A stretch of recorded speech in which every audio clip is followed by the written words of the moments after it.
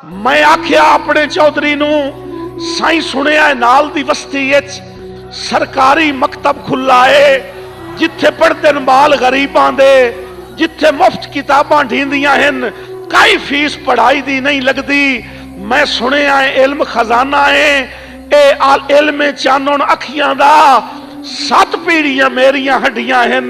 सरकार दी ताबेदारी विच इहो मंगना अजर गुलामी दा, सदियां दियां अनियां अखियां विच मैं इल्म दा सुरमा पावना है, मैं अपना पुत्र पढ़ावना है। अगू दड़क के चौधरी याद आए, हो कुछ सोच समझ के बोलिया कर, तेरा पुत्र स्कूले जासी ता एनू वेख के पिंड दियां लोकां नू रीसम सी बाल पढ़ावन दी, जे रसम पढ़ाई दी चल पई ता मेरे बख्त दा सूरज ढल जासी, मेरे माल दे पट्ठे कां करने।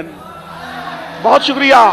मेरे माल दे पट्ठे कां करने, और मेरे कौन नवैसी कुत्तियां नू मैनू हुक्का कौन बखा दे सी, मेरे बाल शिकार तू अट सिड़ता लड़ कौन मरे सी गड्डी ते, ओदे सुन के बोल हकारत दे। चुप करके घर नू रलक पियम रे अवस्था सामण अखियां दा, सारी रात सुचेंदियां गुजर गई। मेरा पुत्र नाजुक फुल्लां तू नहीं अग रख सकदा डफे थे, नहीं गरम हवेजा चा सकदा। इया सोच सुचेंदे आंख लग गई। एक वेखिया मंजर ख्वाब दे विच मेरे पुत्र दी कंध ते बसता है। बहुत शुक्रिया। मेरे पुत्र दी कंध ते बसता है, ओदे हाथ च हार है फुल्लां दा, उताड़ियां चा के गल मेरे ओ हार पवावना चाहता है। अजे अख दा ख्वाब अधूरा हा, अजे अख दा ख्वाब अधूरा हा। इतू घर दा कुंडा खड़क पिया। मैं पूछया कौन है, की आना है? अगू बोले आ मुंशी चौधरी दा, तैनू चौधरी साहब सदेंदे हन।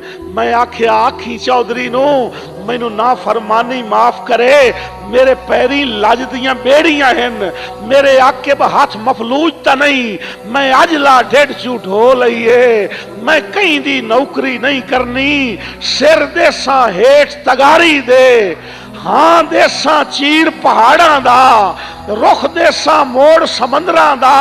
और वंज आखी अपने चौधरी नू सिखे अटकल आप बखावन दी, या हुक्का पीवना छड़ दे रे। सदियां दियां अनियां अखियां विच मैं इल्म दा सुरमा पावना है, मैं अजला डेढ़ झूठ हो लईए, मैं अपना पुत्र पढ़ावना है।